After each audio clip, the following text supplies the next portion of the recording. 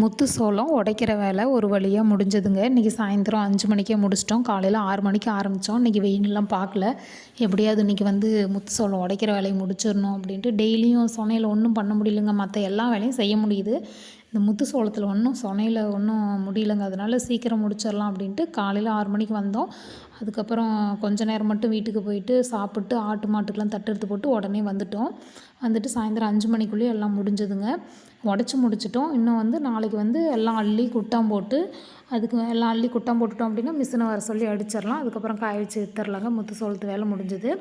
5 மணிக்கு முடிஞ்சதும் உடனே வெண்டைக்காய் காட்டுக்கு கிளம்பிட்டோம். வெண்டைக்காய் புளிச்சக்கீரை எல்லாம் ரெடி பண்ணணுமில்ல உழவர் சந்தைக்கு அப்படின்ட்டு வண்டியில் உடனே வெண்டைக்காய் அறுத்து ஒரு அரை பேசம் தாஞ்சி வெண்டைக்காய், புளிச்சக்கீரை ஒரு 10 15 கத்தை, இளநீ ஒரு 50 இளநீ, எல்லாம் 50 இளநீ இருக்கும். இன்னும் எண்ணி கூட வைக்கல. அப்படியே அள்ளி கொட்டினதோடு இருக்குது. உழவர் சந்தைக்கு எல்லாம் ரெடி பண்ணிட்டோம்.